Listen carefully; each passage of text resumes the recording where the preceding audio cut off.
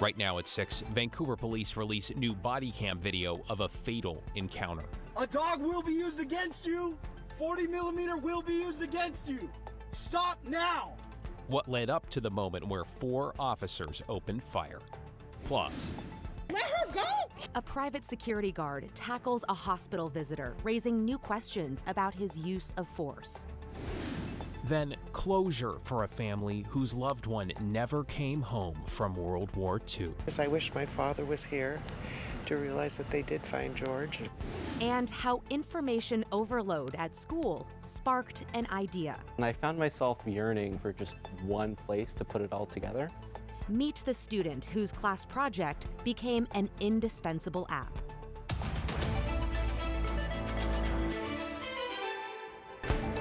Good evening, everyone. We begin at 6 with that newly released body cam video showing a deadly police shooting in Vancouver.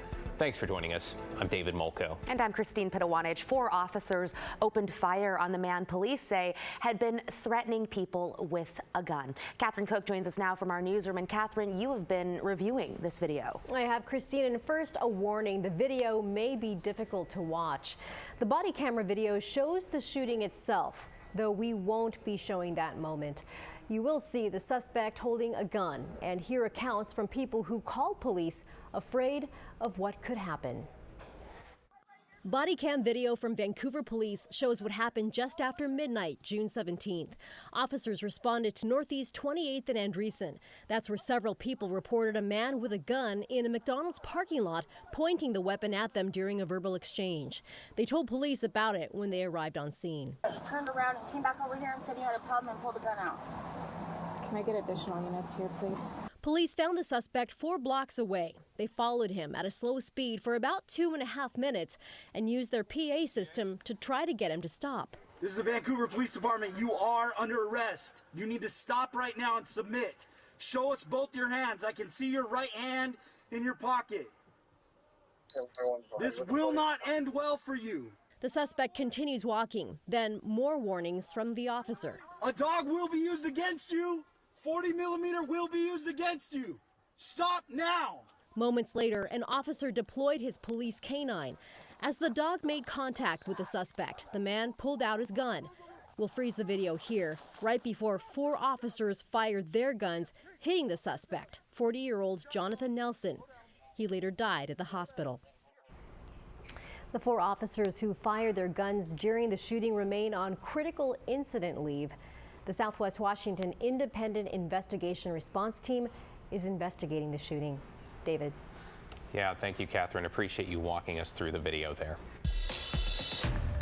In your headlines now, 2 people are dead in southeast Portland after police say they stole a car, ran from officers, and then crashed into a utility pole. Gresham police say this began just after midnight when they tried to stop a car near southeast 159th and Division. The driver sped away west down Division, then crashed into another vehicle and then the pole at southeast 139th. Authorities say 2 people inside the stolen car died at the scene.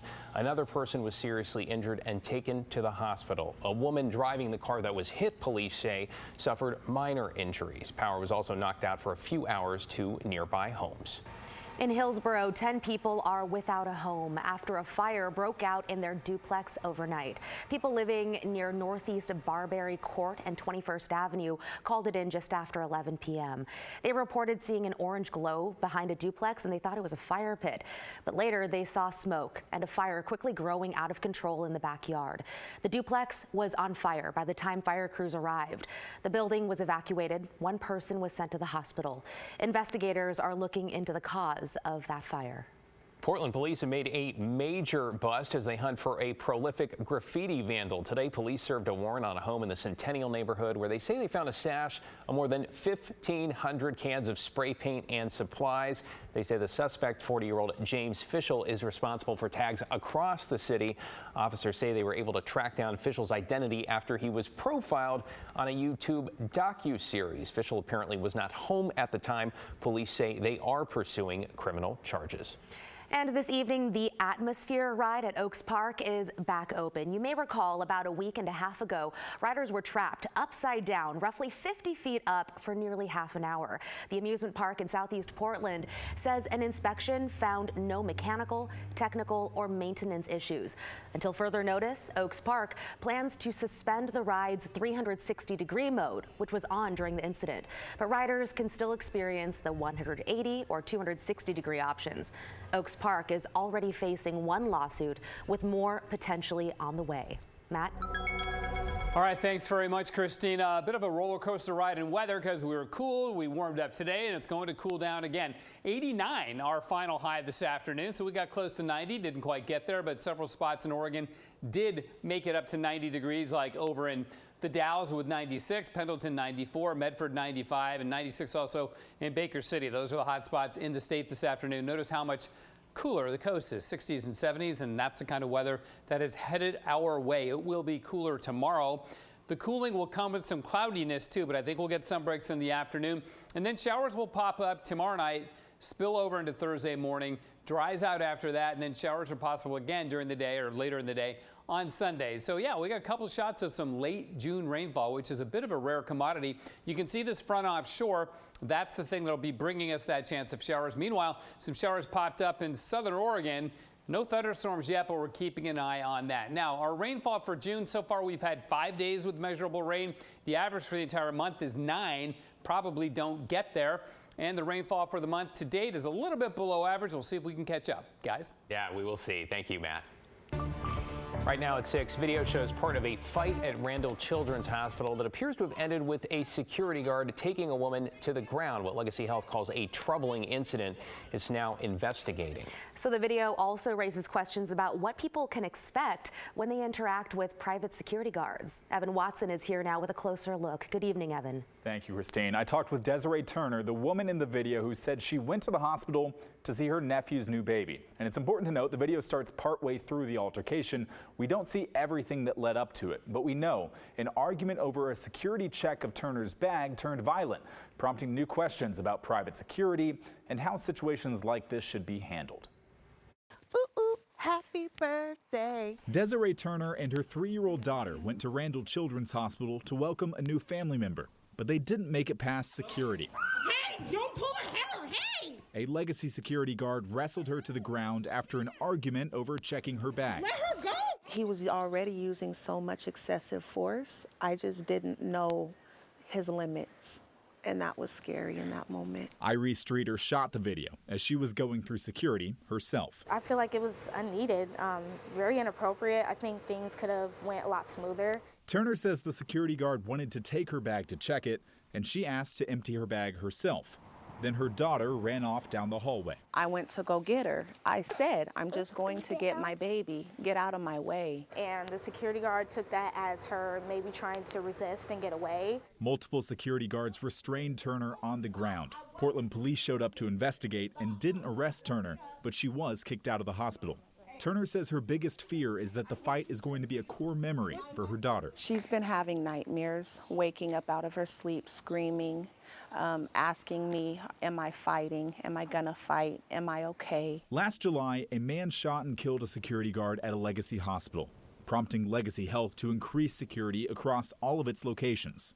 Anthony Gentile is an associate director at the John Jay College of Criminal Justice, specializing in private security. He says unclear public expectations for private security can lead to situations like this one. This is a perfect example. I've never walked into a hospital where bags and packages were going to be inspected. So, am I restricting your liberty? I clearly am. Okay, but I'm only doing that because I've been told to do that by my client. Gentile says private security policies over use of force can vary widely, and he pointed out how the Legacy guards wear paramilitary uniforms. Clearly, they're concerned about prior incidents, and I suspect a police show of force is something they're going to utilize for a while until they feel more comfortable. Legacy Health says it's aware of the troubling incident and is investigating to gather all the facts. Turner says she's still processing it all. I think that it's good for them to protect the hospital, but I don't feel that they should treat everybody as a criminal coming in. Turner says she's considering filing a lawsuit, but is not sure about that just yet. Gentile told me that private security walks a fine line between respecting public liberties and following company orders. And clear signage about bag checks and communication about intentions can help de-escalate situations before they start. Guys. What a video. Evan Watson, thank you for your reporting. A World War II service member killed in action in 1943 has at last been brought to his final resting place more than 8 decades later. What an incredible journey. Tim Gordon joined the family at a memorial ceremony Monday and explains how the staff sergeant's remains finally made it home. On a sun-filled afternoon at Willamette National Cemetery, an Oregon hero of World War II, now identified, is finally laid to rest. Staff Sergeant George Davies returned to his hometown, Portland, Oregon, after being missing in action for 81 years. Present arms.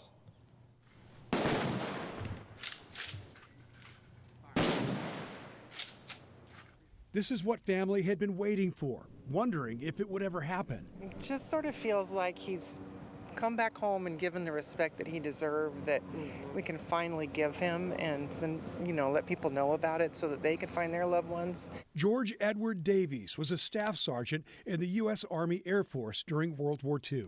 He flew 27 missions as an assistant engineer and gunner. His final mission was in a B-24 Liberator bomber nicknamed Air Lobo. George was 27 years old. The final mission was a massive, high-risk bombing attack on a Nazi-controlled oil refinery in Romania. 177 planes flew it. Half didn't make it back. Davies was one of scores of U.S. Army airmen who died on August 1, 1943. Like many others, he was unaccounted for, his remains buried as an unknown service member. In September of 2022, the decades-long process of trying to identify remains that included DNA testing paid off. Earlier this month, Staff Sergeant Davies returned to Portland all these years later. It's a feeling of closure. It's wonderful for our family to realize that they did find him and that he's resting in the same cemetery with my father and that he's back home. Francie Hillier and Kathy Leonard are two of Davies' nieces. Their father, Alan, was George's brother. He lost his leg in the war, but survived. Their mother served as well.